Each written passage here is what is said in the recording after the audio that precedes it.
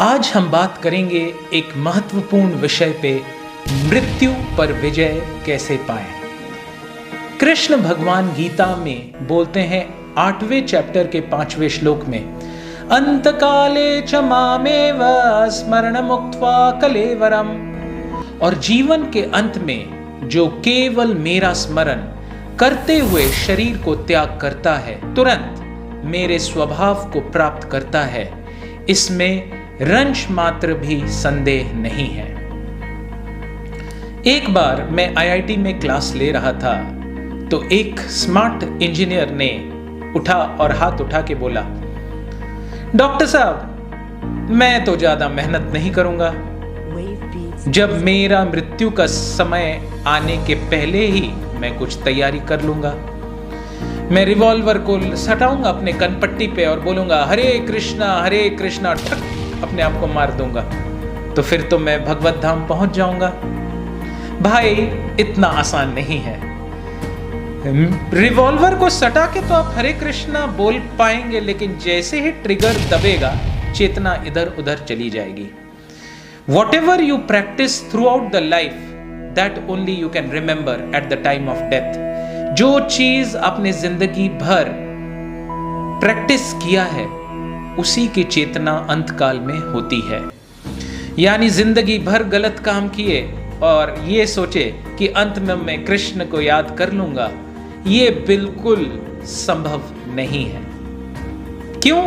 क्योंकि हमारे सूक्ष्म शरीर में ये सारे इनपुट्स धीरे धीरे डेवलप करते हैं। तो क्या करना चाहिए? भक्ति के जो अलग अलग अंग हैं उसे हमें अपने जीवन में स्मरणम, कीर्तनम, वंदनम, ये सब में ध्यान देना चाहिए। भक्तों का सत्संग, भगवत गीता, भागवतम, ये किताबों को पढ़ना, जप करना और प्रसाद ग्रहण करने से हमारी चेतना की शुद्धि होती है और धीरे धीरे हम मृत्यु का प्रिपरेशन करते हैं। कहते हैं कि मृत्यु के समय शरीर की अवस्था बहुत दुखदाई होती है। और कितने लोगों को बिच्छू ने काटा है? एक बिच्छू का डंक ऐसा होता है जैसे किसी ने लाल कोयले को आपको पैर के साथ बांध दिया हो।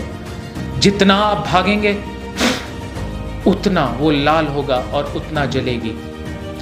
और मृत्यु के समय 80,000 बिच्छुओं के डंक का दर्द होता है। एज ए डॉक्टर मैं आपको बता दूं कि एक हार्ट अटैक में दिल पे इतना दर्द होता है जैसे कोई ट्रक आपके दिल के ऊपर से पार हो गया। तो ऐसे तकलीफ वाले सिचुएशन में भगवान को याद करना क्या ये आसान काम है?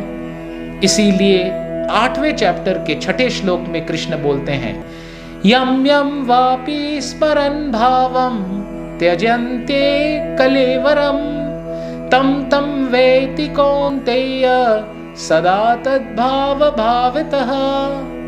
हे कुंती पुत्र, शरीर त्यागते समय मनुष्य जिस जिस भाव को स्मरण करता है वो उस भाव को निश्चित रूप से प्राप्त होता है।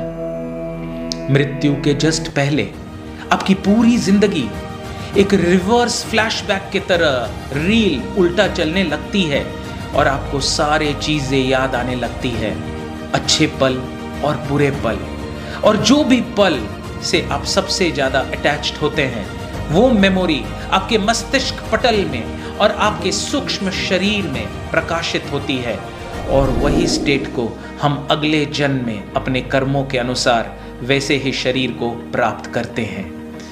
तो एग्जाम तो हम बहुत दिए हैं और हर व्यक्ति इस दुनिया में बहुत एग्जाम देता है, लेकिन जो फाइनल एग्जाम है या अंतिम परीक्षा वो है मृत्यु।